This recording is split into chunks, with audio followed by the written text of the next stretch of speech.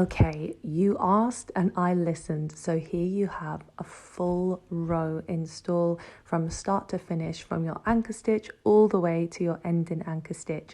So to start off with, I'm just going to do 3 whip stitches, and they are just stitches through the weft itself. We're not going through any pockets of hair, and I'm starting that about an inch in. So 3 of these, and then I'm working my way towards the end or beginning of that weft. And then that's when I'm going to start in that first pocket. So I'm going to drop my needle down through that pocket of hair, pierce the back of the weft, and then pull that through.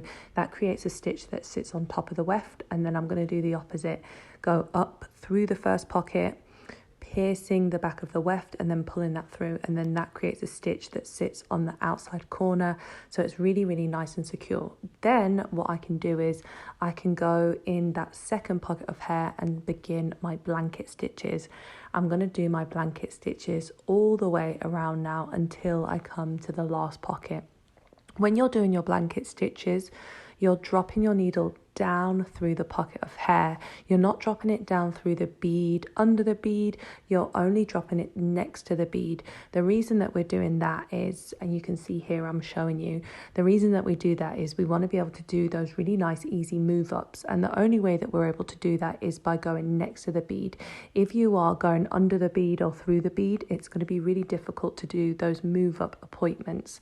So I'm doing my blanket stitches. You are not piercing the weft at this point. It's almost acting like a bungee to hold the weft underneath. So you're going down through the pocket of hair and then just up through and under the weft, but we're not piercing the spine of the weft. So again, blanket stitches all the way around, and then you can see I'm starting to come towards the end now. So I will do my last blanket stitch in the second to last pocket of hair, which I'm doing right now.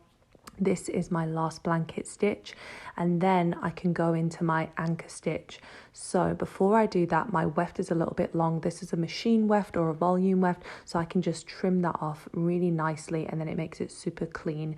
One final thing I do is I just pierce the weft so that my needle and my thread is facing towards me, and then I drop my needle down through the pocket of hair, pierce the back of the weft, pull it through. That creates that stitch that sits on top, and then again the exact opposite, up through that pocket, that last pocket, piercing the back of the weft, pulling that through. And then remember, we started with our whip stitches, so that's exactly how we finish. Super easy. So now I'm going to do 2 whip stitches, 1 whip stitch through the spine of the weft. At this point, again, we're not going through any pockets of hair, we're just going through the spine of the weft. So I'm going 1, 2, and then on that final whip stitch, I just bring my needle halfway through, and then I wrap the thread around it 3 times. This is going to be your slip knot. I then pull the needle through. That creates your triple knot, which sits on top of the weft.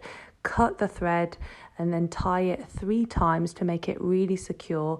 And then what I like to do is I just kind of push that little knot behind the weft so it's kind of out of the way and it doesn't look ugly and your client's not going to catch it.